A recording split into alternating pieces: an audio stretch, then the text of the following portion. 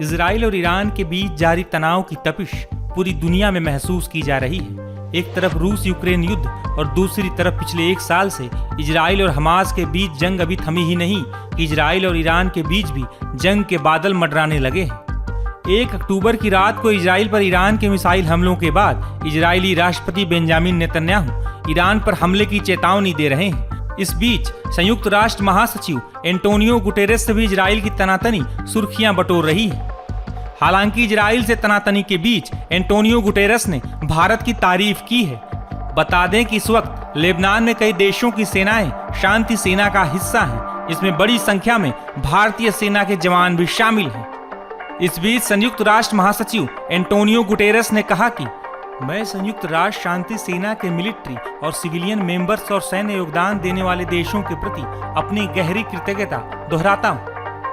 Media reports के मुताबिक UNIFIL यानी United Nations interim force in Lebanon में लगभग 900 भारतीय सैनिक हैं, जो इजराइल और लेबनान को अलग करने वाली लाइन ब्लू लाइन पर तैनात हैं। बता दें कि यहाँ तैनात शांति सेना लेबनान में इजरायली सेना और हिजबुल्लाह के बीच तैनात हैं। दरअसल संयुक्त राष्ट्र के महासचिव ने उस वक्त शांति सेना की तारीफ की है जब हाल ही में इजराइल ने शांति सैनिकों को कहीं और ट्रांसफर करने की मांग की थी।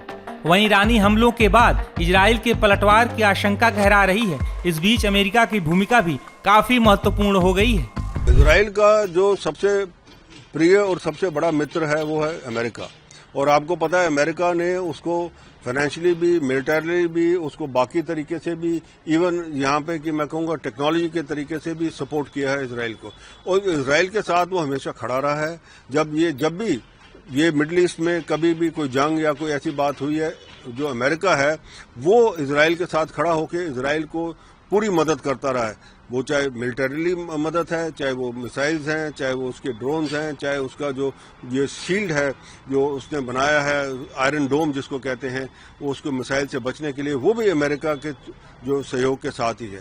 तो अमेरिका ने जो बाइडेन उनके प्रेसिडेंट ने जो कहा है बिल्कुल सही कहा है।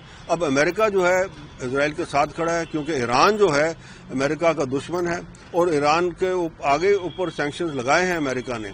और अमेरिका अब क्योंकि ईरान ने इजराइल के ऊपर डायरेक्ट कन्फ्रंटेशन की है, अब जो भी मदद चाहिए होगी इजराइल को इसके यूएस से वो मिलेगी उसको, और दुनिया की कोई ताकत उसको रोक नहीं सकती। और अब लगता ये है कि अब जैसे कि हमने सोचा था कि अगर यहाँ पे ये कन्फ्रंटेशन डायरेक्ट हो जाएगी ईरान और इजराइल की, तो 3rd वर्ल्ड वॉर होने का भी चांसेस है, क्योंकि पीछे हमने देखा। बता दें कि इजरायली सेना ने दक्षिणी लेबनान पर जमीनी हमला शुरू कर दिया है। इजराइल के इस ऑपरेशन के दौरान उसके कई सैनिकों को जान गंवानी पड़ी है। हालांकि इसके बाद भी इजराइल की सेना लेबनान में आगे बढ़ रही है।